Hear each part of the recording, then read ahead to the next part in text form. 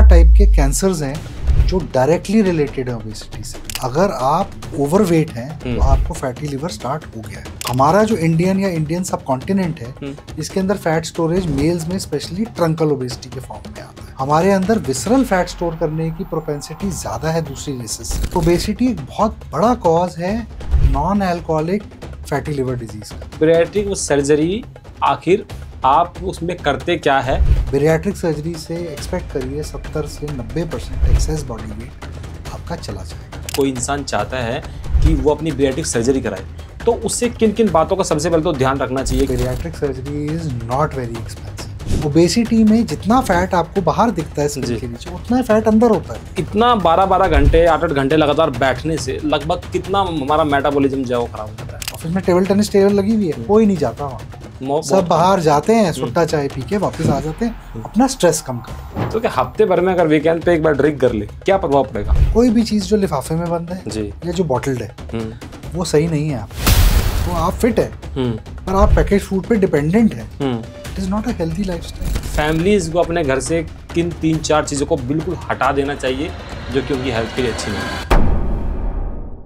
जैसे जैसे टेक्नोलॉजी बढ़ रही है, हमारा खान पान बढ़ रहा है, एआई जिस तरीके से हमारे जीवन में एंट्री ले रहा है, हमारे साथ एक बहुत बड़ी दुर्घटना भी साथ साथ चल रही है, और वो है मोटापा, ओबेसिटी। वैसे तो मैंने मोटापे पे बहुत सारे पॉडकास्ट किए हैं, लेकिन आज का ये पॉडकास्ट एक ऐसा पॉडकास्ट होने वाला है जो कि आपको ओबेसिटी से होने वाले उन तमाम खतरों से रूबरू कराएगा जिसको आप जानते नहीं हैं। क्योंकि शूट से पहले मैं भी आज के जो हमारे मेहमान हैं इनसे बातें कर रहा था, तो इन्होंने कुछ इस तरीके के फैक्ट्स मुझे बताए हैं जिसके बारे में मैं भी नहीं जानता था और मैं भी जान के शॉक हो गया हूं। तो आज के इस पॉडकास्ट के हमारे मेहमान हैं डॉक्टर अतुल सरदाना जी, जो कि एक बैरिएट्रिक सर्जन हैं जिनको 25 साल से ज़्यादा का अनुभव है और पिछले 18 सालों से बैरिएट्रिक सर्जरी कर रहे हैं।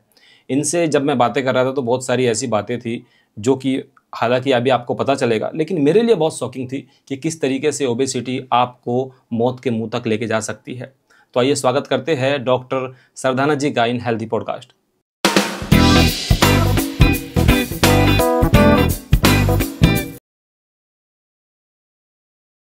बहुत बहुत स्वागत है सर आपका। नमस्कार सर, कैसे आप? बिल्कुल ठीक, आप बताओ। जैसे सर हम बातें कर रहे थे, खास करके सबसे पहले तो जिस तरीके से जो कॉर्पोरेट जीवन हमारा जो है धीरे धीरे और भी ज़्यादा मतलब बढ़ रहा है, और दिल्ली एनसीआर में, गुड़गांव आप ले लीजिए, दिल्ली ले लीजिए, नोएडा, फरीदाबाद, इसमें जो कॉर्पोरेट प्रोफेशनल्स है काफ़ी ज़्यादा तादाद में है। इसी प्रोफेशनल के साथ साथ एक चीज़ जो हमारे साथ में जुड़ चुकी है वो है मोटापा। 12 घंटे काम करना, 9 घंटे काम करना, मतलब सिर्फ काम और कुछ नहीं। इसकी वजह से हमारे अंदर जो ओबेसिटी धीरे धीरे बढ़ रही है, इसके बारे में मैं आपसे जानना चाहता हूँ, आखिर क्या गलतियाँ है जो अक्सर हम लोग कर रहे हैं? देखिए, जैसे कहा जाता है that we have to earn to live जी, मगर हम जी ही सिर्फ पैसा कमाने के लिए रहे हैं। हाँ तो टोटल लाइफस्टाइल के अंदर जो चेंज आया है जी, इसकी वजह से ओबेसिटी या मोटापे का एक पैंडेमिक है। और ये अब ग्लोबल लेवल पे रिकग्नाइज हो चुका है। पूरे विश्व भर में हमारे प्रधानमंत्री ने अभी आह्वान दिया लाल किले से कि अगला पैंडेमिक और अगली महामारी जो है वो मोटापा है। और ये 100% लाइफस्टाइल चेंजेस की वजह से। और लाइफस्टाइल में जो हमारे चेंजेस आए हैं वो ये आए हैं कि एक, हम ultra processed food, packed food या क्विक फूड या आउटसाइड फूड पे डिपेंडेंट हो गए हैं। दूसरा, फिजिकल एक्टिविटी लेवल किसी ना किसी कारण से नील है। हमारे शहर के अंदर तो सबसे बड़ा इशू है पोल्यूशन, जिसकी वजह से हर आदमी के पास एक एक्सक्यूज है कि मैं तो बाहर नहीं जा सकता। और लाइफस्टाइल ऐसा है, अगर आप 12 घंटे काम कर रहे हैं, 8 घंटे सो रहे हैं, आपके पास अपने लिए समय कितना बचा? कुछ भी नहीं बचा। तो ये चेंजेस हैं जिसकी वजह से अब ये ओबेसिटी जो है एक पैंडेमिक की तरह आ रही है। ओके, तो इसमें मतलब ऐसा क्या हम लोगों को करना चाहिए जो कि हम फिलहाल चीज़ें हमसे छूट रही है, जो हमको ये करना चाहिए हम भूल रहे हैं? आखिर क्यों लोगों का जो है फोकस उस तरफ नहीं है जो पेंडेमिक हमारे लिए आ रही है, हमारी मौत लेके आ रही है? क्या हम गलतियाँ ऐसी कर रहे हैं आजकल? सर, हमारा जो टोटल फोकस है अपनी लाइफ के प्रति, उसको चेंज करने की ज़रूरत है। ओके, हमें ये समझने की ज़रूरत है कि हम काम इसलिए कर रहे हैं कि हम एक बेहतर जीवन जी सकें। अभी हम काम करने के लिए जीवित हैं, राइट। उस माइंडसेट को चेंज करना ज़रूरी है, जहां हम ये कहें कि हम इतने घंटे काम करेंगे, हम इतना टाइम अपने ऊपर स्पेंड करेंगे, हम इस टाइप का न्यूट्रिशन लेंगे, हम इतनी फिटनेस लेवल रखेंगे, हम इतने फ्रीक्वेंटली ब्रेक्स लेंगे, हम ट्रैवल करेंगे, हम दुनिया देखेंगे। ये सब चीज़ें तो फोकस ही नहीं है आज की जनरेशन में। जो आप कहते हैं 9 AM to 9 PM, 6 days a week we are working, and on Sundays we are binging. हम बाहर का खाना खा रहे हैं, हम अल्कोहल पी रहे हैं, हम कंटेंट्स देख रहे हैं या मूवीज देख रहे हैं। हमने अपनी बॉडी के ऊपर क्या फोकस किया? जो शरीर हमारी पूरे मस्तिष्क को और हमारी पूरी लाइफ को चला रहा है, क्या हम उसका ध्यान रख पा रहे हैं? हम उसका ध्यान नहीं रख रहे हैं।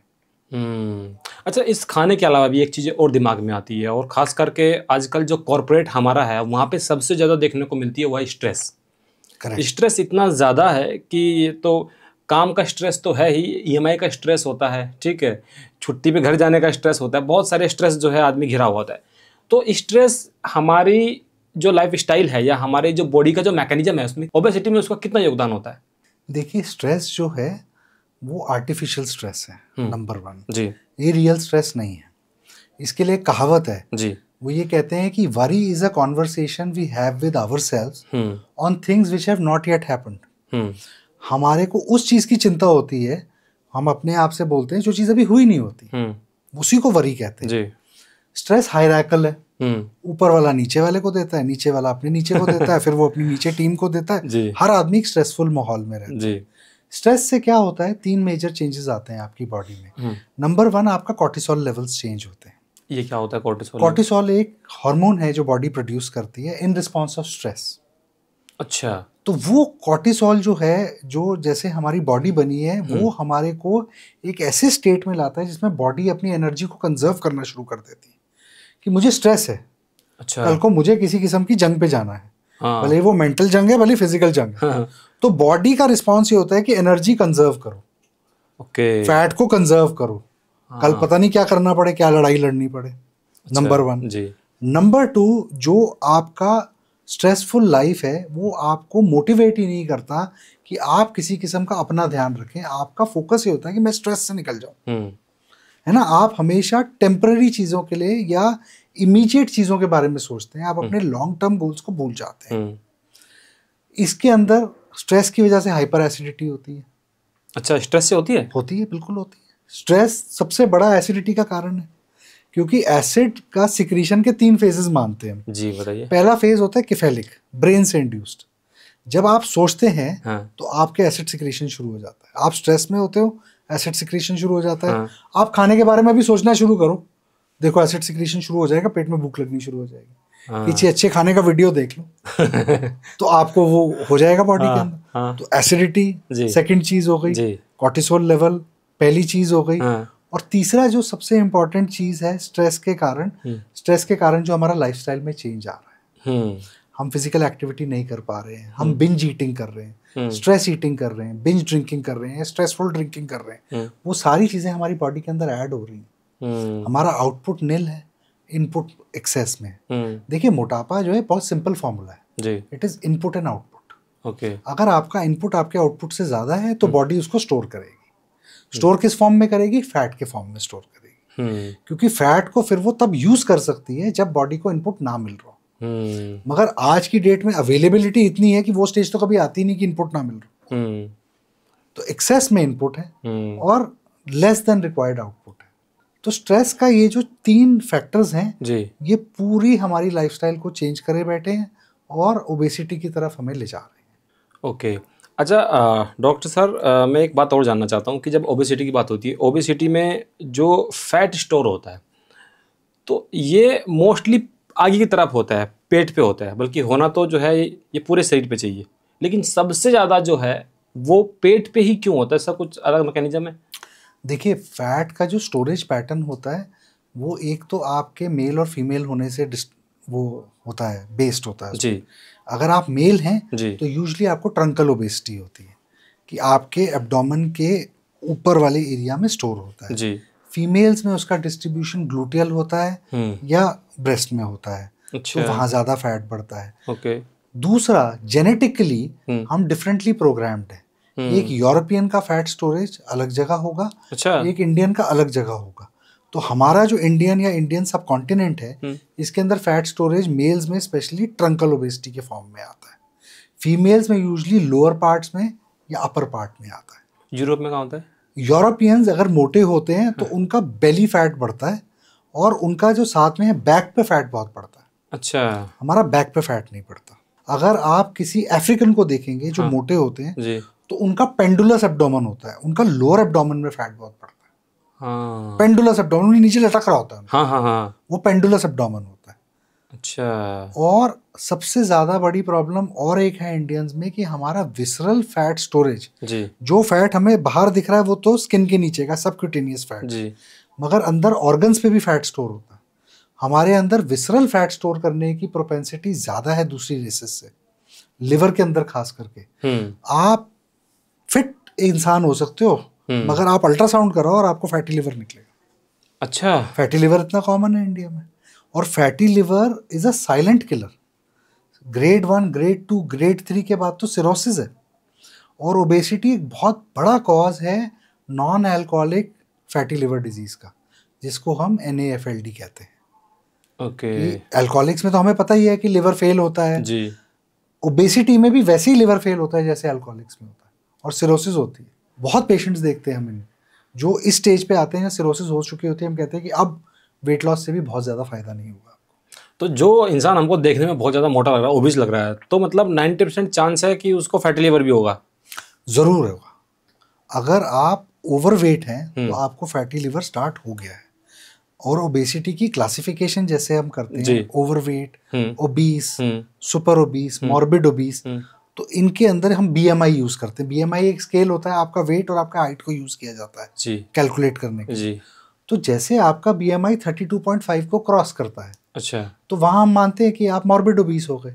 तो मतलब आपका मोटापा अब आपको वो बीमारियां दे रहा है जो आपके लिए जानलेवा है। अच्छा। क्या क्या बीमारियां देगा आपको? शुगर देगा, अच्छा, ब्लड प्रेशर देगा, स्लीप एपनिया देगा, PCOD देगा लेडीज के अंदर, वेरिकोज वेन्स आपको देगा, रेस्पिरेटरी प्रॉब्लम्स देगा, यहाँ तक कि 13 टाइप के कैंसर्स हैं जो डायरेक्टली रिलेटेड है ओबेसिटी से।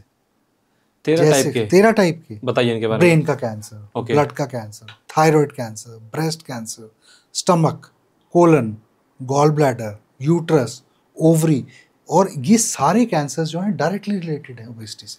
अगर आप ओबीस नहीं होंगे तो आपके ये कैंसर होने के चांसेस कम है, ओबेसिटी में कैंसर होने के चांसेस ज़्यादा है। क्या मैकेनिज्म होता है कि इन सब ऑर्गन्स पे जो है इतना निगेटिव इम्पैक्ट पड़ता है कि कैंसर तक हो जाता है?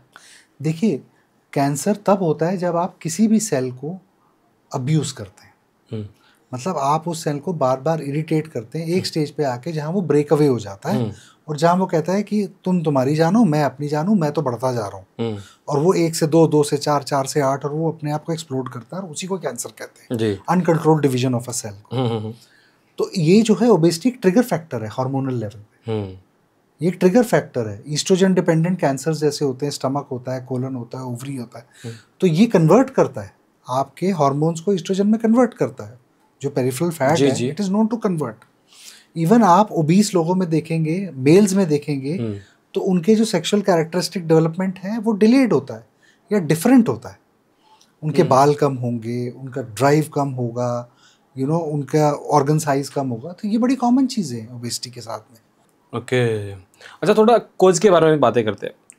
जेनेटिक के बारे में जब हम अभी बिहाइंड द कैमरा बातें करते हैं, उसके बारे में थोड़ा बताइए कि जेनेटिकली अगर कोई ओबीज है, देखिए हमारा कोई एक ओबीज फैमिलीज है और ये पता है कि भाई अब बेबी आने वाला है, तो सिंपल सी बात दिमाग में रहे कि वो ओबीज ही होगा, और ओबीज से अभी आपने बताया कि 13 टाइप तक के कैंसर हो जाते हैं। बिल्कुल। क्या करना चाहिए एक फैमिली को जिससे कि वो इस तरह के खतरों से जो है अपने बच्चे को थोड़ा सावधान कर सके? देखिए, सबसे इम्पॉर्टेंट और फर्स्ट स्टेप होता है ये रियलाइज करना कि ओबेसिटी एक बीमारी है।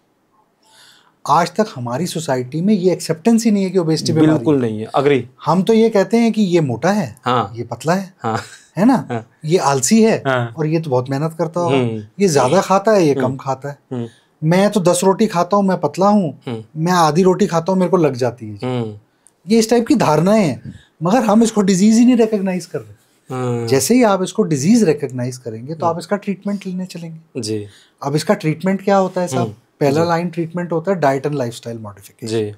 हर जगह डाइट एंड लाइफस्टाइल मॉडिफिकेशन कि आप अपनी लाइफस्टाइल में आउटपुट या बर्न को बढ़ाइए और अपनी डाइट में इनपुट को कंट्रोल करिए। आप कंप्लीट मील लीजिए, न्यूट्रिशियस मील लीजिए, मगर बैलेंस्ड मील लीजिए और उसकी कैलोरी कंटेंट को केयरफुली वॉच करिए। ठीक। दूसरा होता है मेडिकल मैनेजमेंट, जिसमें आजकल नई टाइप की ड्रग्स आई हुई हैं, इंजेक्शंस आए हुए हैं। ये बहुत अच्छे हैं उनके लिए जिनका ओवरवेट है और डायबिटिक्स है, उनके अंदर ये बहुत कारगर है। इनके अंदर सिर्फ एक लिमिटेशन ये है कि जब तक आप ये ले रहे हैं तब तक ठीक है, जब आप इसको छोड़ देंगे और तब तक अगर आपने अपनी डाइट और लाइफस्टाइल नहीं बदली तो आपके चांसेस है वेट वापस आने के। इनके साइड इफेक्ट्स भी होते हैं, हर दवाई के साइड इफेक्ट्स होते हैं। तीसरा ऑप्शन है उनके लिए जो मॉर्बिड ओबीस है, जिनका BMI 32.5 से ज़्यादा है और जिनको और कोमॉर्बिडिटीज़ हैं या जिनका 37.5 से ज़्यादा है मगर अभी कोमॉर्बिडिटीज़ नहीं आई हैं। ये मॉर्बिड ओबीस हैं जो क्लासिफाई करते हैं सर्जिकल मैनेजमेंट के लिए। अच्छा। इसमें हम एक बेरियाट्रिक सर्जरी करते हैं और ये बहुत सक्सेसफुल है। ये एक वन टाइम सिंगल सोल्यूशन है for weight loss and sustenance of that weight loss. Weight कम होगा भी सही और वो सस्टेन्ड भी रहेगा, मेरा वेट कम रहेगा बाकी जिंदगी तक। तो इसको बीमारी रिकॉग्नाइज करना, अपने आप को क्लासिफाई करना कि मेरी बीमारी की स्टेजिंग क्या है और उस स्टेजिंग के हिसाब से BMI के हिसाब से ये डिसाइड करना कि क्या करेक्ट मैनेजमेंट है मेरे लिए। हम हमेशा पेशेंट्स को कहते हैं diet and lifestyle is the first step. ना no matter whether you take medical और you take surgical help, diet and lifestyle changes तो करने ही करने। ये इम्पोर्टेंट है इनके अंदर। ओके।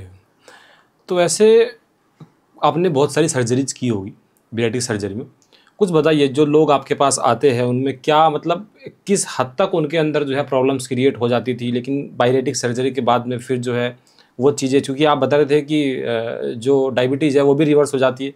बिल्कुल। कैसे, थोड़ा बताइए। देखिए, हम जब एक ओबीस इंसान के बारे में बात करते हैं हम ये कहते हैं कि आप एक 155 सेंटीमीटर के इंडिविजुअल हैं, ठीक है।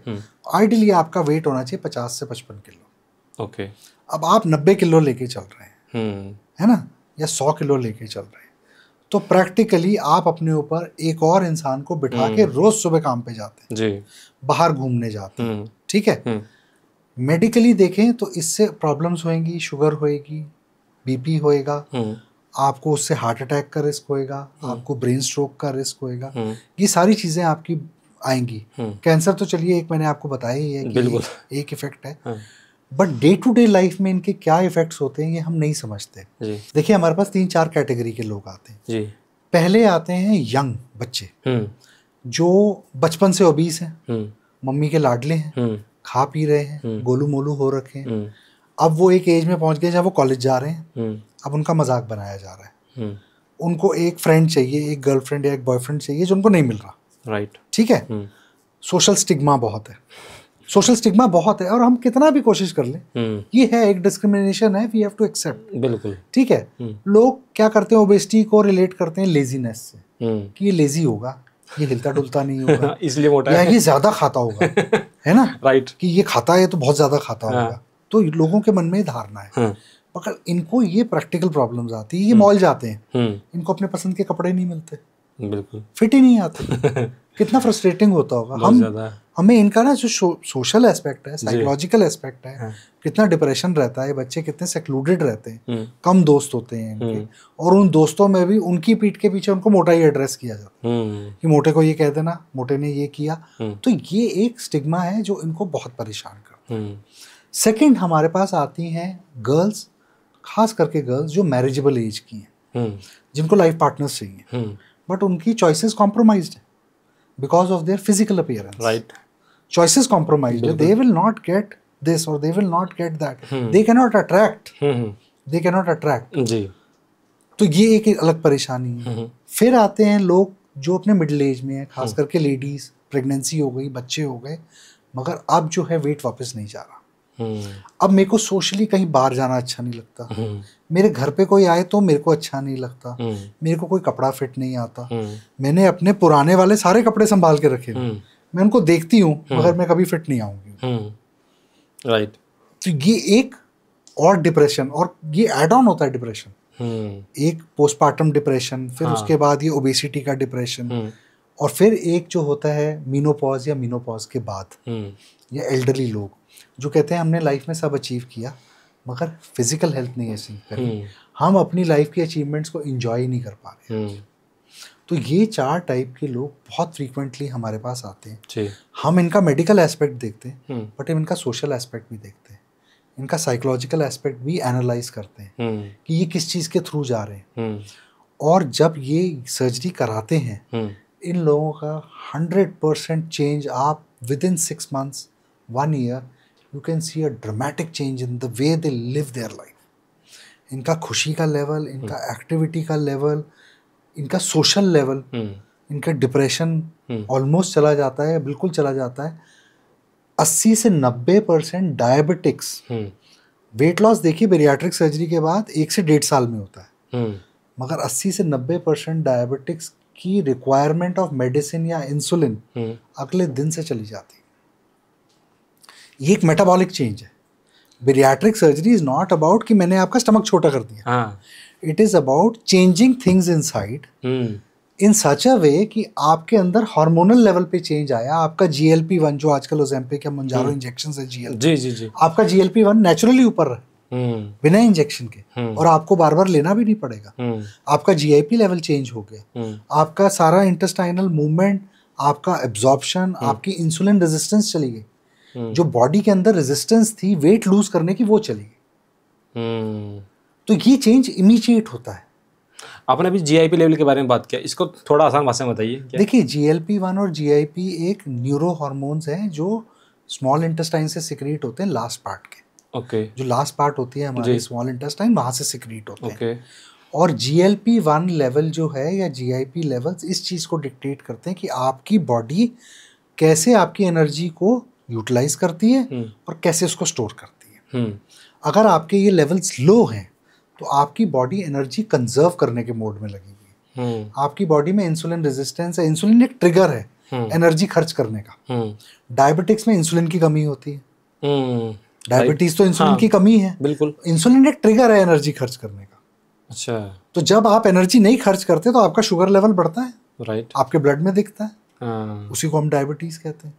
जैसे ये हार्मोन्स ऊपर जाते हैं, इंसुलिन की रेजिस्टेंस कम होती है, आपकी बॉडी एनर्जी जलाना शुरू कर देती है, फिर फिजिकल फिटनेस आती है, आप एनर्जाइज्ड फील करते हैं। अगर आप लेथार्जिक फील करेंगे, अगर आप कोई डाइट ऐसी ले रहे हैं कि मैंने तो जी एक टाइम ही खाना है पूरे दिन में, बाकी टाइम तो आप लेथार्जिक हैं, तो आप बर्न ही नहीं कर रहे हैं लेथार्जी की वजह से, तो वो तो काउंटर प्रोडक्टिव हो गया ना आपके लिए। ओके, अच्छा डॉक्टर साहब, एक चीज़ और बताइए, जैसे जो महिलाएं मतलब माँ बनने के बाद में अक्सर मोस्टली महिलाओं का वेट गेन बहुत तेज़ी से होता है, और इतना होता है कि वो पहले से भी 2 गुना हो जाती है, और उनको लगता है कि यार अब वही स्ट्रेस फिर आने लगता है कि शायद अब पहले जैसा नहीं हो सकते। उस तरह की जो ओबेसिटी है, क्या वो ओबेसिटी नॉर्मल डाइट से, नॉर्मल खान पान से जाती है, या फिर उसके लिए भी बैरिएट्रिक सर्जरी करनी पड़ती है? देखिए, ओबेसिटी का प्राइमरी कॉज है जेनेटिक। अब उसको चाहिए ट्रिगर्स। प्रेगनेंसी एक ट्रिगर है वेट गेन का। Okay, pregnancy is a state जो ऊपर वाले ने कुदरतन ऐसे बनाई है कि आप अपनी एनर्जी को कंजर्व करिए, आपकी एनर्जी आपके आने वाले बेबी को चाहिए, ठीक है ना। प्रेगनेंसी के बाद एक लैक्टेशन की स्टेज आती है, मदर की मोबिलिटी बहुत लिमिटेड होती है, है ना, वो बच्चे के साथ बंधी हुई होती है और कई सालों तक बंधी रहती है, वो अपने ऊपर फोकस नहीं करती। तो जैसे और ओबेसिटी का ट्रीटमेंट है वैसे इसका ट्रीटमेंट है प्रेगनेंसी के बाद वाली का। First step is diet and lifestyle change, कि अगर डाइट एंड लाइफस्टाइल चेंज से आप अपना करेक्शन ला पाए तो वेल एंड गुड। अगर multiple episode, more than 2 attempts या मोर देन 3 अटेम्प्ट्स आपने करे, आपका वेट लॉस हुआ मगर वापस बाउंस बैक कर जाता है, तो तब मेडिकल थेरेपी या सर्जिकल थेरेपी एक ऑप्शन है आपके लिए, और उसको जरूर करना चाहिए, जरूर करना चाहिए। ये सिर्फ फिट दिखने के लिए नहीं है, ये एक्चुअली अंदर से फिट होने के लिए, मेडिकली फिट होने के लिए अपनी बॉडी को। ओके, अभी आपने कुछ इंजेक्शंस की बातें की, कुछ मेडिसिन की बातें की, लेकिन जब हम इस बार इंटरनेट पर इन चीज़ों के बारे में पढ़ते हैं तो बहुत सारे इसके बारे में जो है निगेटिव कमेंट्स भी लोगों के आते हैं कि ये आपको जो है पूरी तरीके से ख़राब कर देगा, ठीक है, ये ज़्यादा इसकी ओवरडोज आपको जो है आपकी सेहत के लिए अच्छा नहीं है, आपको हेल्दी वेट लॉस में वो हेल्प नहीं करेगा। तो जो इस तरह की जो कमेंट्स आते हैं, जो इस तरह की मेडिसिन आती है, ये कितना हमको लेना चाहिए, कहाँ तक लेना चाहिए, किस इंसान को बिल्कुल भी नहीं लेना चाहिए, ऐसा कुछ है? देखिए, जो मेडिकल थेरेपी है वो नंबर 1 तो डॉक्टर के सुपरविजन में होनी चाहिए। ओके। ऐसा नहीं है कि आप जाके इंजेक्शन ले आएंगे, आप अपने आप को लगा देंगे, आप ये करेंगे तो नुकसान ही करेंगे। ओके, ठीक है। जैसे और दवाइयाँ हैं, इन दवाइयों के भी साइड इफेक्ट्स होते हैं, तो उनको वॉच करना, उनको मॉनिटर करना, अगर कोई साइड इफेक्ट आ रहा है तो टाइम पे मेडिसिन को रोक देना और उस साइड इफेक्ट को मैनेज करना, ये सारा पार्ट है जो मेडिकल सुपरविजन के अंदर आता है। नंबर 2, जो लोगों के मन में धारणा है ये खराब है, ये एक शॉर्टकट है, भैया ये एक बीमारी है, इसका इलाज इस दवाई से होता है, ये शॉर्टकट कैसे हो सकता है? अगर आपको कल गले में इन्फेक्शन है और आपने एक एंटीबायोटिक ले ली, ये शॉर्टकट नहीं है।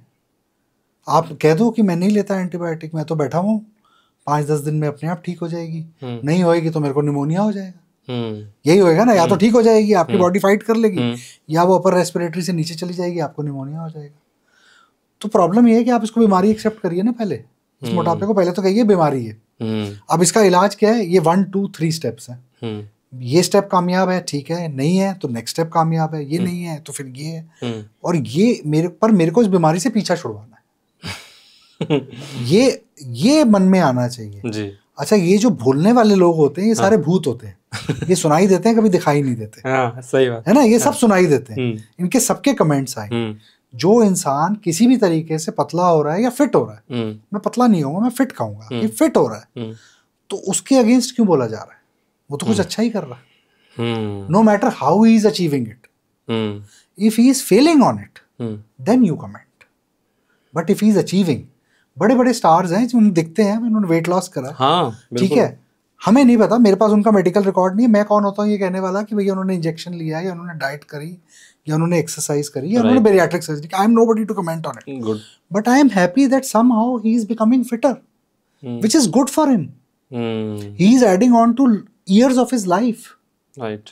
कितने स्टार्स, कितने कॉमेडियंस हम देखते हैं जो ओबीस हैं, जिनकी प्रीमेच्योर डेथ हुई है। अपने ये सिंगर थे, क्या नाम है इनका, ये बप्पी दा, आई थिंक बप्पी लहरी, बहुत सारे नाम क्या लेना है, बट आप देखिए ना जितने ओबीस कॉमेडियंस हैं जिन पे आप हंसते थे कल तक, आज वो नहीं है हमारे बीच में। इसी साल में देखिए तो 3-4 गए। राइट। वो ओबेसिटी है उनका कॉज। अच्छा, उनका कॉज ओबेसिटी है, कोई स्ट्रोक से गया है, कोई हार्ट अटैक से गया है, और इन सब के पीछे का कारण तो ओबेसिटी है। पीछे का कारण तो ओबेसिटी है। ओके। अच्छा डॉक्टर साहब, आपने अब तक लगभग कितनी बेटिक सर्जरी कर दी होगी अपनी लाइफ में? देखिए, काउंट तो ऐसा कोई नहीं है, फिर भी हजारों में ही होगी। अच्छा, हजारों में होगी। तो कुछ है आपके, कुछ ऐसे पेशेंट्स आपके पास आए हो कि डॉक्टर साहब मैं मतलब मुझे रहा नहीं जा रहा है, मैं हिल नहीं हो सकता हूँ, और आज उनकी जीवन में मतलब एक ये कि 360 में वो चेंज आया हो? सारों की लाइफ में 360 चेंज आता है। ओके। वो जो प्रॉब्लम्स लेकर आते हैं, पेशेंट्स हमने ऐसे देखे जो सीढ़ी भी नहीं चढ़ सकते, बैठ के चढ़ते, 150 किलो, 160 किलो, 190 किलो वेट, ये पेशेंट्स हम बहुत कॉमनली देखते हैं, और इनके अंदर वो चेंज आते हैं कि अब ये 80 kgs के हैं, 65 kgs के हैं, 90 kgs के हैं, from 190 kg to come to 90 kg in 1 year, 190 to come to 90 kgs in 1 year, और 160 to come to 69 kgs in 1 year. तो ट्रमेंडस चेंज आता है इनके अंदर, इनका हैप्पीनेस लेवल, इनका सोशल इंटरेक्शन, और हम बड़े रेगुलरली ना अपने पेशेंट्स को एक साथ बुलाते हैं, 6 महीने में एक सपोर्ट ग्रुप करते हैं। अच्छा। जिसमें सिर्फ अपनी कहानी बताते हैं। ओके। एक दूसरे के साथ अपनी कहानी शेयर करते हैं। ये मेरे साथ पहले ये तकलीफ थी, अब, और they are so happy in motivating each other. Okay, ठीक है ना। अभी आप कह रहे थे लोग बोलते हैं, वो कहते हैं ये शॉर्टकट है, लोग तो उसके लिए भी बोलते हैं जो सुबह 6 बजे उठ के एक्सरसाइज करता है, कि ये तो रात को पार्टी नहीं करता, ये तो रात को जल्दी सो जाता है और सुबह उठ के एक्सरसाइज, उसके लिए भी बोलते हैं। वो तो कुछ गलत नहीं कर रहा। नहीं, he is doing very good in life, he is fit, he is successful, people talk about it. तो बोलने का तो कोई एंड नहीं है, रियलाइजेशन चाहिए कि ये एक बीमारी है और इसका एक ट्रीटमेंट है। Okay, that's okay. तो बेरेटिक्स और सर्जरी के बारे में भी जैसे वही ये बोलने वाली बात है, तो मैं चाहता हूँ कि एक बार अच्छे से थोड़ा सा हमारे जितने व्यूअर्स हैं उनको आप अच्छे से आसान भाषा में समझा दीजिए कि बेरेटिक सर्जरी आखिर आप उसमें करते क्या है और कैसे जो है वो आपके लिए हेल्पफुल है। उससे ज़्यादा डरने की जरूरत नहीं है, ऐसा नहीं है कि ये हो जाएगा वो हो जाएगा। प्रॉपर उसमें क्या मैकेनिज्म होता है जिसके थ्रू कि आपके हेल्थ पे क्या बाद में इम्पैक्ट पड़ता है और आपका स्ट्रेस कैसे दूर होता है, क्या आप करते हैं, थोड़ा समझाइए उसको। सबसे पहले तो ये जो शब्द है सर्जरी जी, इससे लोग डर जाते हैं। अब ये जानिए कि बेरियाट्रिक सर्जरी आजकल लेटेस्ट अति आधुनिक तरीकों से करी जाती है। ओके। जिसमें लैप्रोस्कोपी और रोबोटिक्स आता है। अच्छा। बॉडी के अंदर कोई बड़ा कट नहीं होता, छोटे छोटे होल्स होते हैं। यूजली हम उनमें कोई स्टिच या ड्रेसिंग ही नहीं करते, वो इंटरनली स्टिच होते हैं, ऊपर वाटरप्रूफ ड्रेसिंग होती है। आप चाहें तो शाम को उठ के नहा सकते हैं सर्जरी। अच्छा, नंबर 1। ओके। एक्टिविटी लेवल हम आपका इतना प्रमोट करते हैं, हम चाहते हैं कि आप शाम को उठें, चले फिरें, हाँ, वॉशरूम वगैरह जाएं। पहले 2 दिन के बाद 48 आवर्स के बाद हम आपको खाना पीना भी शुरू कर देते हैं। ठीक है। डाइट एक न्यूट्रिशनिस्ट के कंसल्टेशन में होती है फॉर द फर्स्ट 6 वीक्स, जिसमें हम ग्रेजुअली इसको इंक्रीज करते हैं। बेरियाट्रिक सर्जरी के 2 बेसिक फॉर्म्स हैं जी। एक होता है रिस्ट्रिक्टिव, जिसमें हम आप जो खाना खा रहे हैं जी, उसको रिस्ट्रिक्ट करते हैं। आपको ये समझना जरूरी है कि क्योंकि आपको मेटाबॉलिक सिंड्रोम है, आपको द अमाउंट ऑफ फूड और the calories that you require is less than the calories that another person requires who is fit otherwise. That is going to tip the balance. Okay. Input and output का balance वहां tip होगा। आप अपना weight loss की journey start कर देंगे। आप OT से बाहर आते हैं, आपका वेट नहीं कम होता। Okay. It is over a period of 1.5 year, gradually you will lose weight. शुरू में बहुत रैपिड होता है, may be 1 kg a day, but वो धीरे धीरे जाकर टेपर हो जाता है। बेरियाट्रिक सर्जरी से एक्सपेक्ट करिए 70 से 90% एक्सेस बॉडी वेट आपका चला जाएगा। अगर आप 55 किलो के होने चाहिए और आप 100 किलो के हैं या 105 किलो के, तो 50 किलो आपका एक्सेस बॉडी वेट है। ओके। अगर मैं 80% कह रहा हूँ तो मानिए कि आप 40 किलो लूज कर लेंगे 1 साल में। हाँ, from 105 you will be at 65, so you are very near your goal. Then it also depends upon how motivated you are. आप कितनी एक्सरसाइज कर लेते हैं, आप कितनी एक्टिविटी कर लेते हैं, आप और भी वेट लूज कर सकते हैं। दूसरा प्रोसीजर होता है एक कॉम्बिनेशन प्रोसीजर, जिसमें रिस्ट्रिक्शन के साथ में मैल एब्जॉर्प्शन ऐड करी जाती है। उसमें इंटेस्टाइनल कनेक्शन थोड़े चेंज करे जाते हैं, इस आइडिया से कि जो लोग एल्डरली हैं, जिन लोगों का ओबेसिटी की वजह से नी जॉइंट या हिप जॉइंट या स्पाइन खराब हो चुकी है, जिनसे हम नहीं एक्सपेक्ट करते कि ये बेसिक एक्सरसाइज या बेसिक चीज़ें भी नहीं, इनका आउटपुट इतना नहीं बढ़ेगा, उसमें हम रिस्ट्रिक्टिव डालते हैं। या आप लॉन्ग स्टैंडिंग डायबिटिक है, उसमें हम रिस्ट्रिक्टिव डालते हैं। उस केस में आपको एक विटामिन सप्लीमेंटेशन चाहिए बस।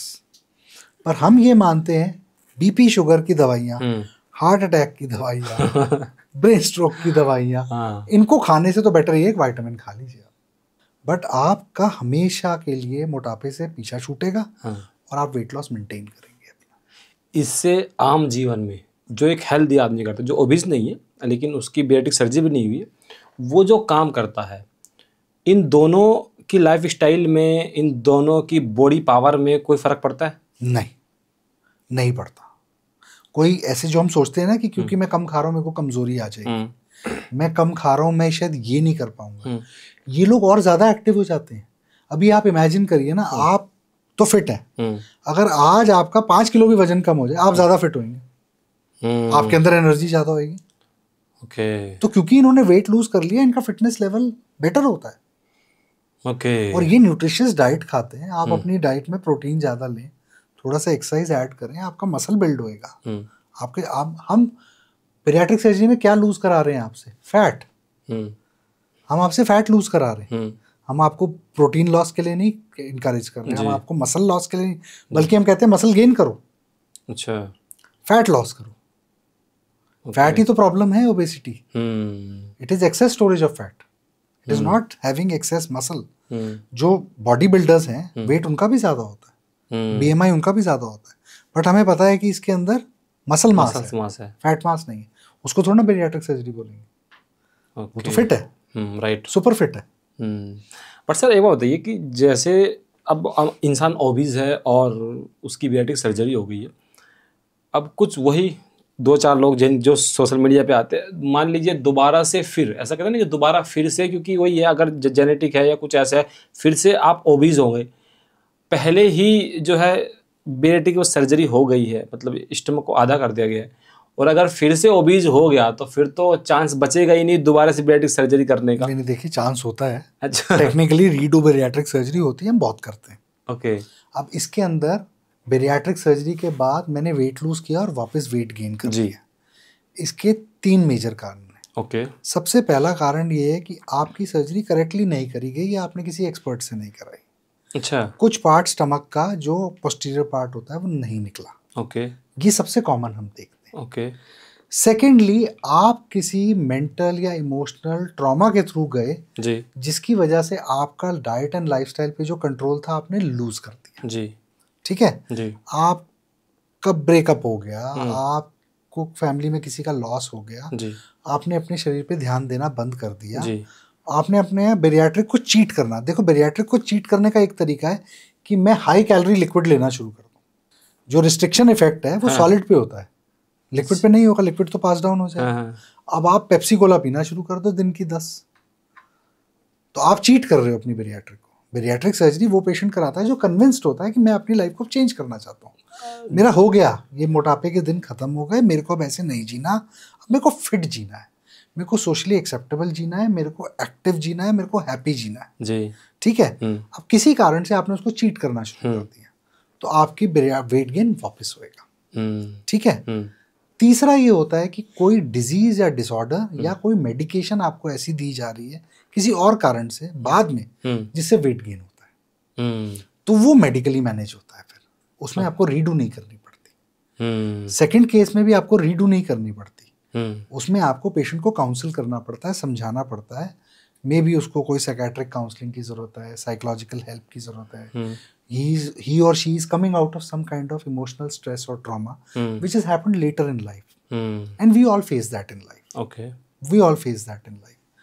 तो उसमें काउंसलिंग की जरूरत है। जो फर्स्ट केस है जिसमें कि ढंग से नहीं करी गई या राइट प्रोसीजर ही नहीं सिलेक्ट किया इन द फर्स्ट। ओके।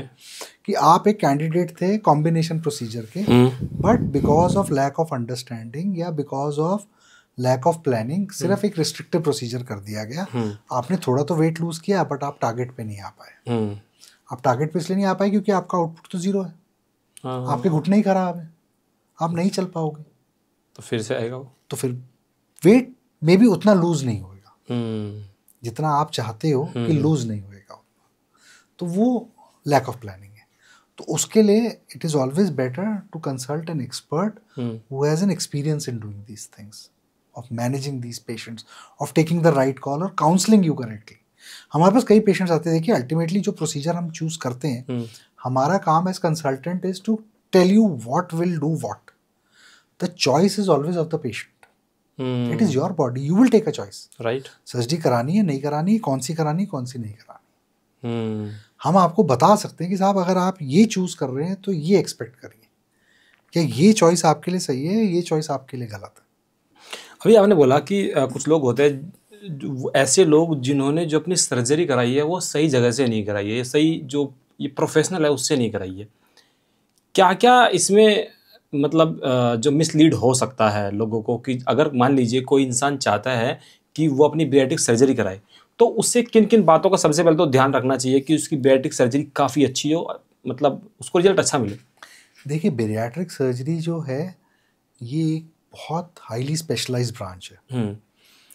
इसमें जो सर्जन्स जो ट्रेंड हैं, we work in a very different area of the body as compare to other general surgeries और अदर लैप्रोस्कोपिक सर्जरीज। अब it is a combination of an expert surgeon with expert tools or the latest tools and technology and the center and the team which is totally oriented towards bariatric surgery और obesity। तो इस team के अंदर ना सिर्फ surgeon होता है, इसमें एक न्यूट्रिशनिस्ट होता है, एक फिजिशियन होता है, एक साइकेट्रिस्ट होता है, एक गैस्ट्रोएंटरोलॉजिस्ट होता है। तो हमेशा एक सेंटर, एक टीम ऐसी जो वॉल्यूम कर चुकी है और कंसिस्टेंटली अच्छे रिजल्ट्स डिलीवर कर रही है, वहां जाइए।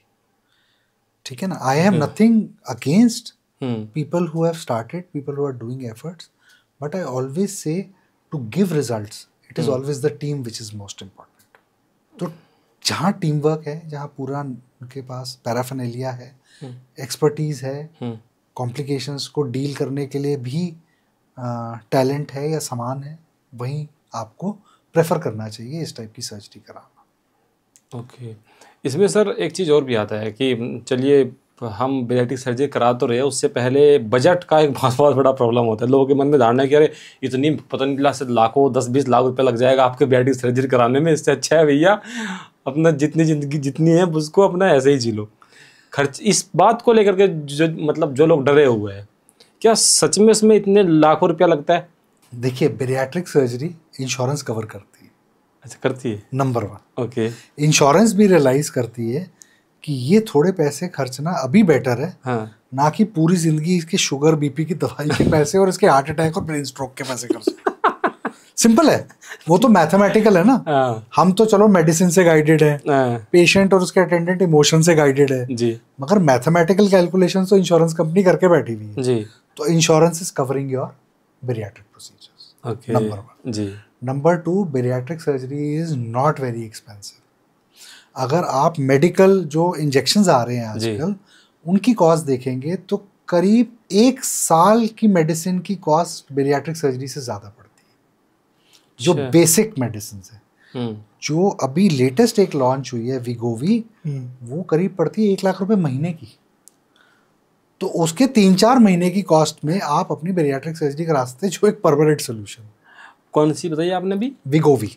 ये क्या है? ये एक मेडिसिन है जो इकलौती मेडिसिन है जो ओबेसिटी के लिए प्रिस्क्राइब्ड है।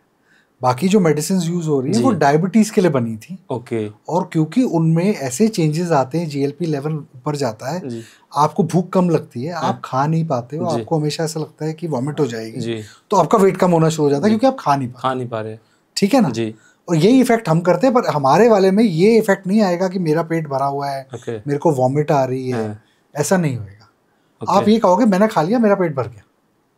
ओके। मतलब खाना भूख लगती है अच्छे से। हाँ, भूख लगती है। अच्छा। खाना आप तब तक खा सकते हो जब तक आपके पेट में जगह है। हाँ।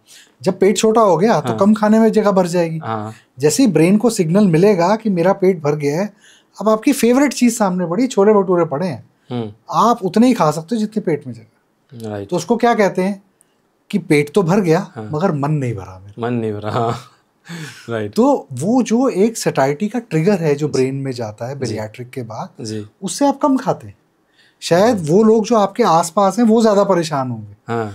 ये तो जी कुछ खाते ही नहीं है ना, या ये तो थोड़ा सा ही खाते हैं, उनको परेशानी होगी, वो उनको हमेशा रहेगी परेशानी। उनकी परेशानी के लिए हम चिंतित नहीं। आपकी परेशानी से पीछा छूट गया, आपने वेट लूज कर लिया। तो उन ड्रग्स में यही प्रॉब्लम है, एक तो वो लॉन्ग टर्म नहीं ली जा सकती। आप ऐसा नहीं कर सकते कि मैं सारी जिंदगी वो इंजेक्शन लूंगा। सेकेंडली उनके अंदर हमेशा एक ही फीलिंग रहती है कि जैसे स्टमक में कुछ पड़ा हुआ है, वो स्टमक की मोबिलिटी को कम करते हैं, वॉल्यूम को नहीं कम करते, तो चीज़ें स्टमक से नीचे नहीं उतरती इतनी जल्दी। Got my point? तो क्योंकि नीचे नहीं उतर रही हैं जल्दी, तो आप ज़्यादा खा ही नहीं पा रहे, पेट भरा भरा रहेगा, आप खा ही नहीं पा रहे। उनके लिए अच्छी है जिनको थोड़ा सा वेट लॉस करना है, 5-10 किलो करना है, और वो मोटिवेटेड है, बाद में वो अपने आप को चेंज करेंगे। या आप डायबिटिक हैं तो ये डायबिटीज़ के साथ साथ आपकी यहाँ भी हेल्प कर रही है, but these are not long term solutions. Okay. इसमें एक सर्जरी और भी आती है, वो लाइपोसक्शन सर्जरी, वो भी आप लोग करते हैं? देखिए लाइपोसक्शन जो होता है एक स्कल्पटिंग प्रोसीजर है। अच्छा। लाइपोसक्शन में जो स्किन के नीचे का फैट है, सबक्यूटेनियस फैट है, उसको हटाया जाता है। 100% फैट नहीं हटाया जाता। अच्छा। सिर्फ बॉडी के कुछ पार्ट्स में से हटाया जाता है, इसीलिए उसको स्कल्पटिंग कहते हैं। कि मेरे पर यहाँ पर एक हैंडल है जो मेरे को नहीं अच्छा लगता, या मेरे इधर एक फैट है जो मेरे को नहीं अच्छा लगता। अच्छा। तो मैंने वहाँ लाइपोसक्शन कराया। पूरी बॉडी का लाइपोसक्शन नहीं होता। नहीं।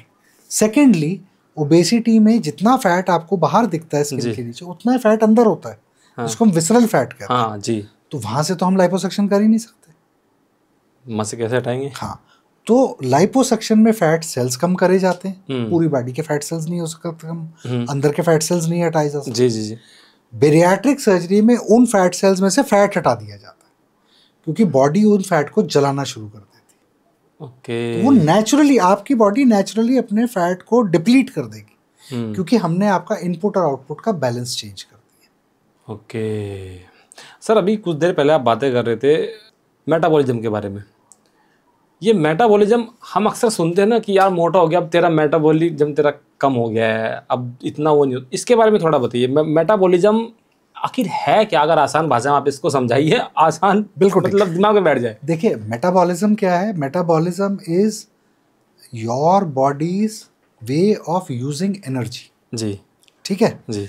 हमने खाना खाया, हमने उसमें से खाने को ब्रेक किया, मुंह से सलाइवा पहला एंजाइम है जो ब्रेक शुरू करता है जी। और इंटेस्टाइन तक जाते जाते मल्टीपल एंजाइम्स आते हैं। स्टमक में एसिड आता है, पैनक्रियास से एंजाइम्स आते हैं, लिवर से एंजाइम्स आते हैं, इंटेस्टाइन से एंजाइम जो इस फूड को ब्रेक करते हैं उन पार्टिकल्स में जिनको हम एब्जॉर्ब कर सकें।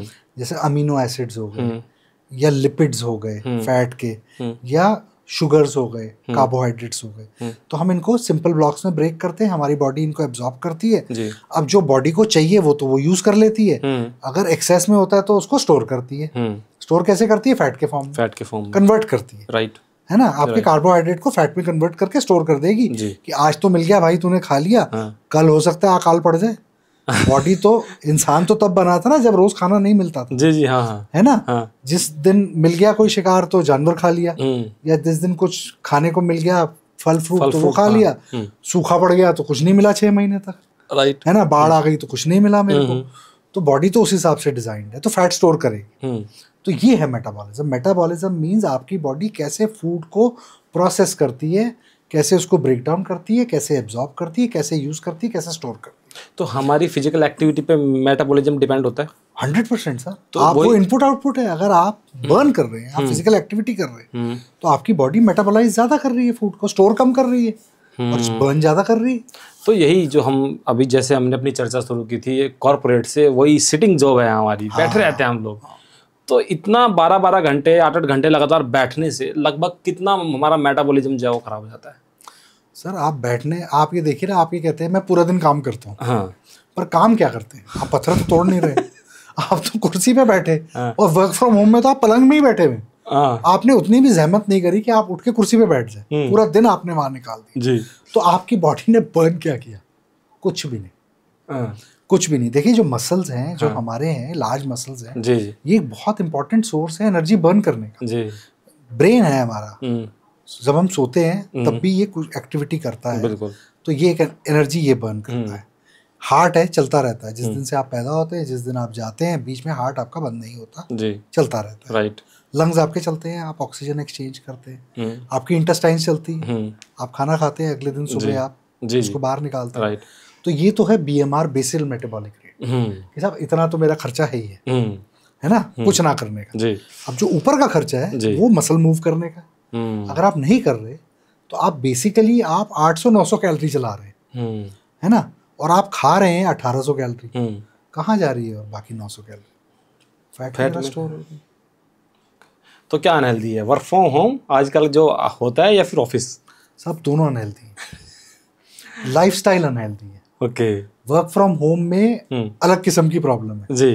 पलंग से उठना ही नहीं है, ये ले आओ वो ले आओ, या कोई ना कोई मदर, मेरा बेटा काम कर रहा है, अब तू बेटा ये खा ले, अब तू ये पी ले, या आप अकेले हैं तो फट ऑर्डर, ऑनलाइन ऑर्डर। अच्छा बाहर के खाने में तो और प्रॉब्लम्स हैं, उसमें केमिकल्स हैं, उसमें एडिटिव्स हैं, उसमें ये अपना क्या नाम है, प्रिजर्वेटिव्स हैं, शुगर सप्लीमेंट्स हैं। Right. These are all chemicals, they are altering your body metabolism, they are altering.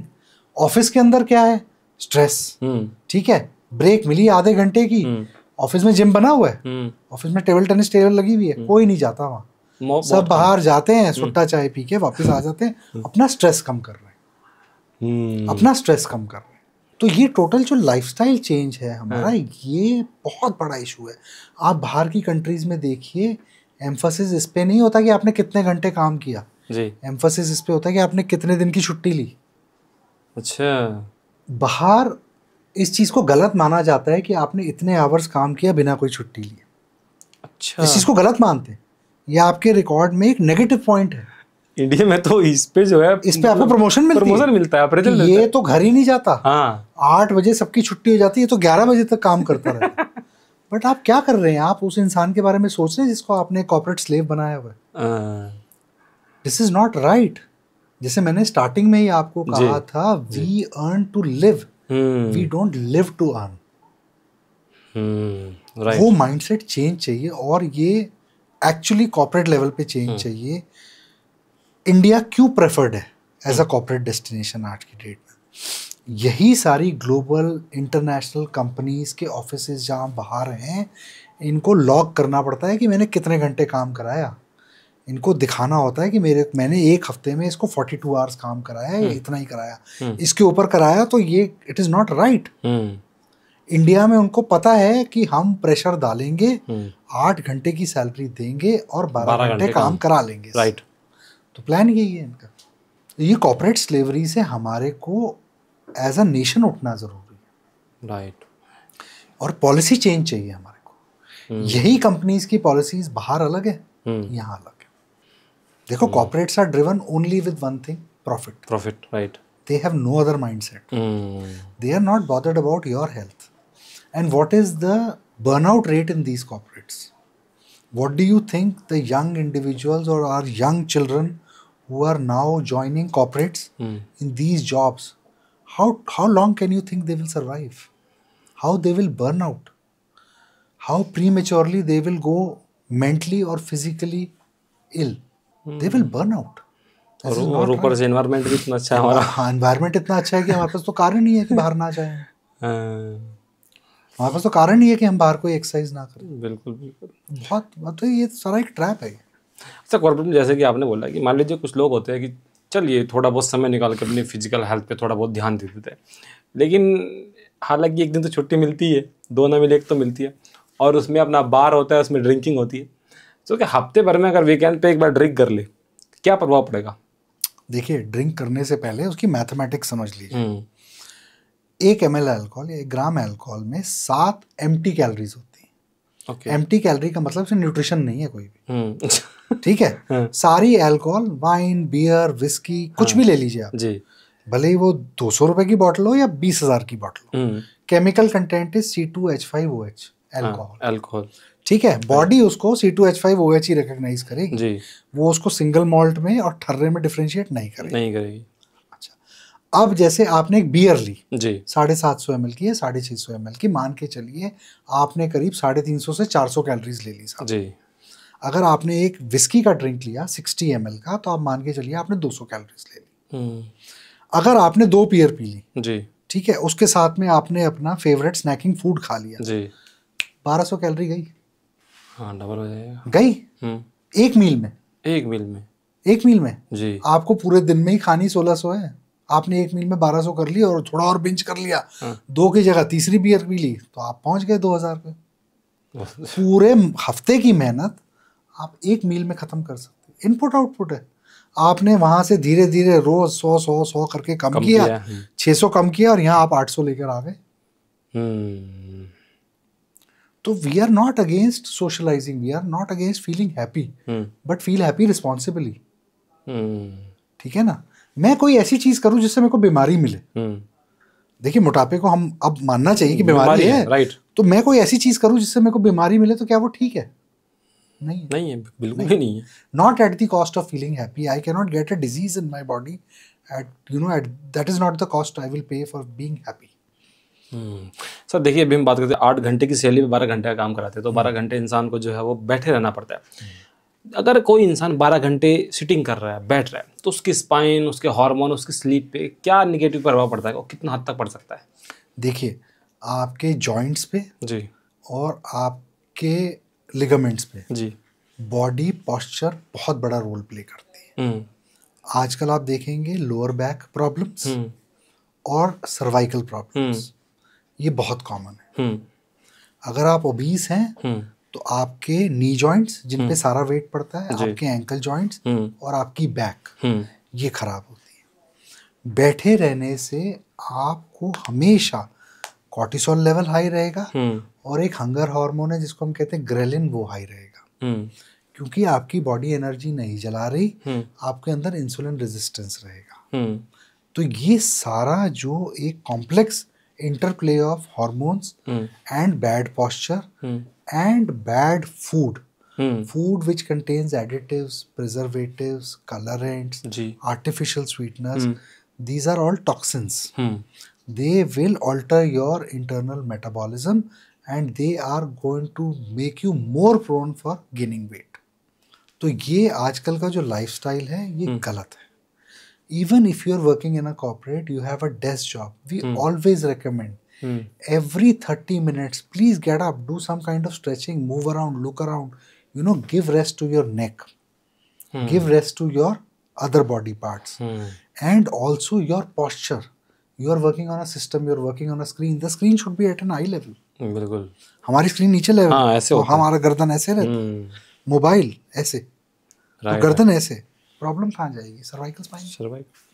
AI ने एक बहुत अच्छी एक न्यूज़ थी, एक न्यूज़ ऐप है, उसने वो दिखाया कि अगर इंसान जो है ऐसे ही रहा तो आने वाले जो दिन, आने वाला जो समय होगा, इंसान का पूरा स्ट्रक्चर चेंज हो जाएगा.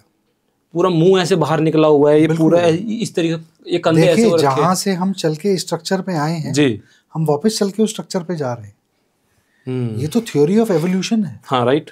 Maybe we will not see in our lifetime, but in a couple of 100 years we will note this change. ये तो एवोल्यूशन है, बहुत एविडेंट है, ये होगा.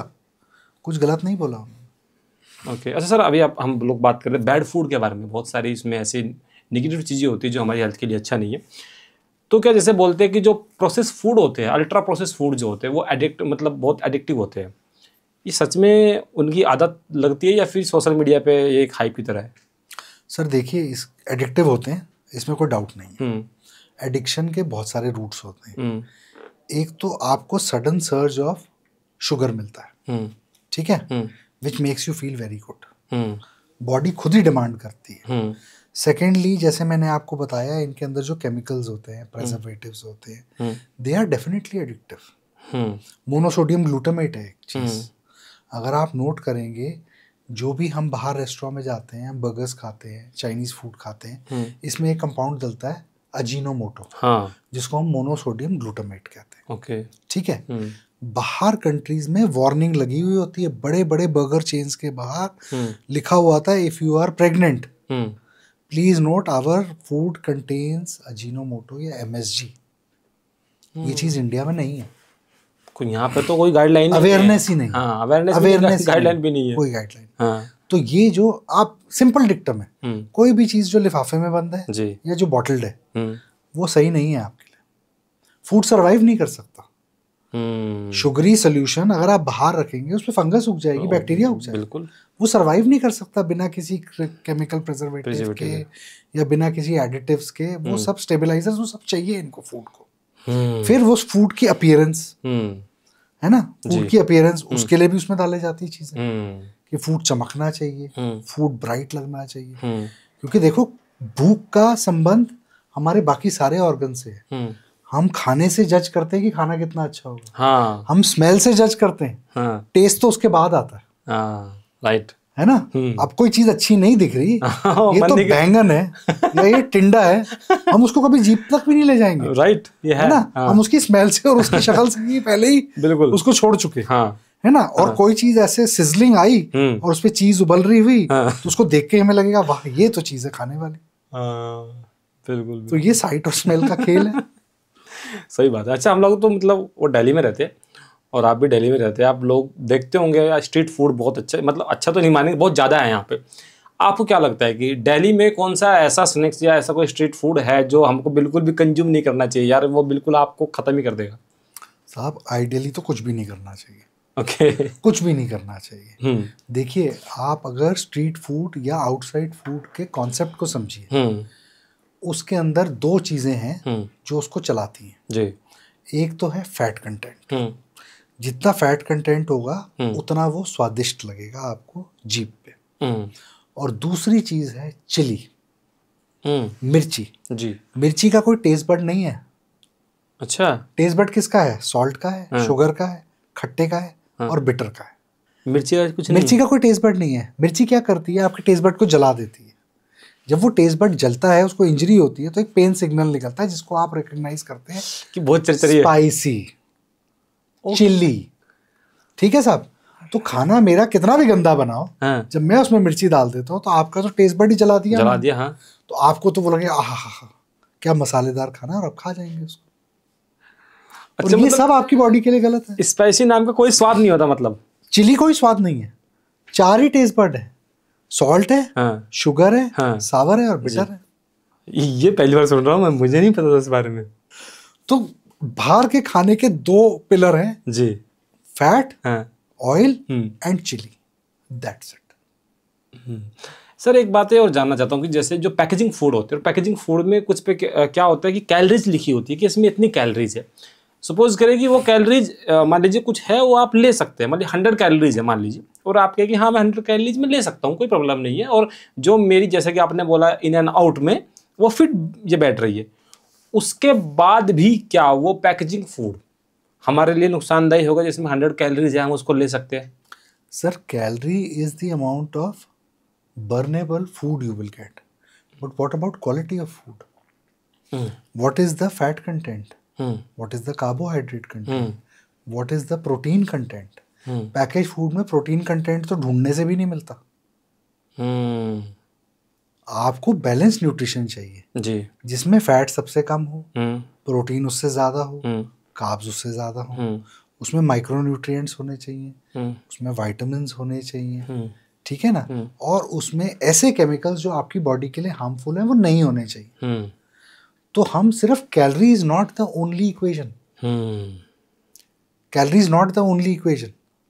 गंदा खाना मैं कम खाऊं, अच्छा खाना मैं ज्यादा खाऊं, दोनों मेरे लिए खराब है। Excess of anything is also poisonous, and bad और poisonous thing is as it is poisonous.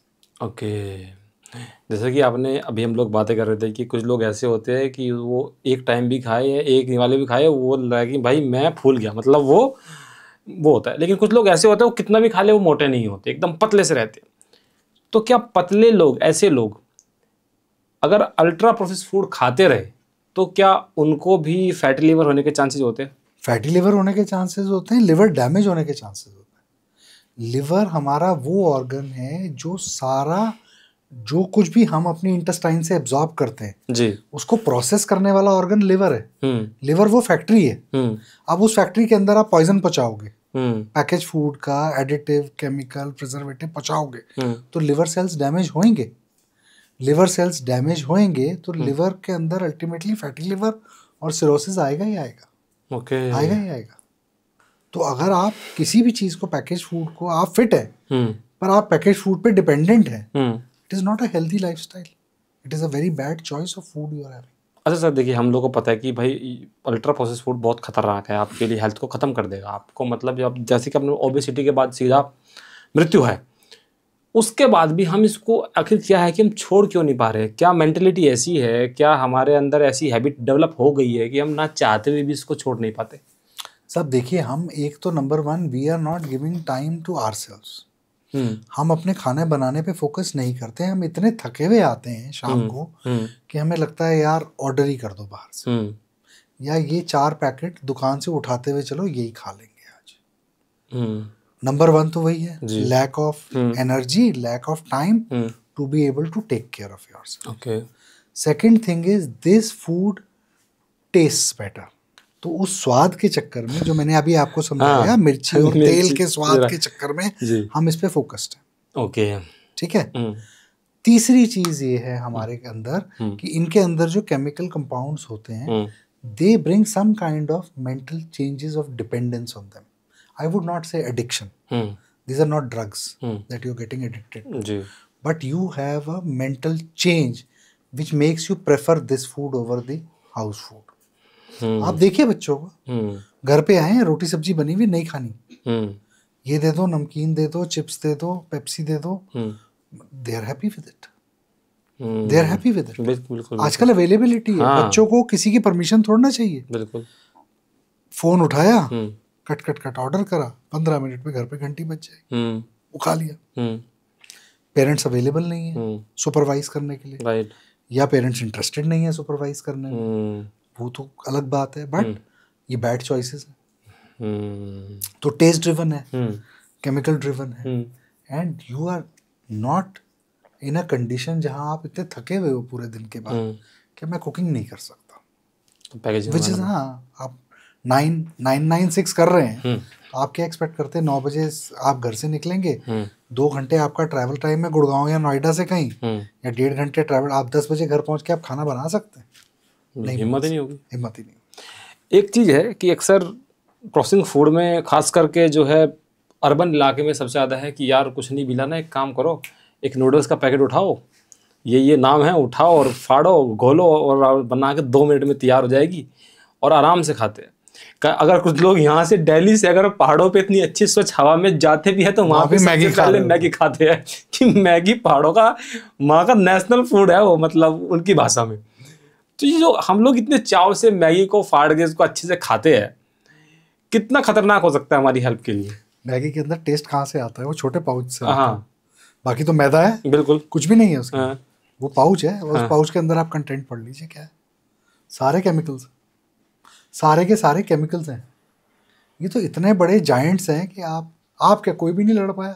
हाँ। इनसे कोई किसी देश में नहीं लड़ पाया। कहाँ लड़ पाए?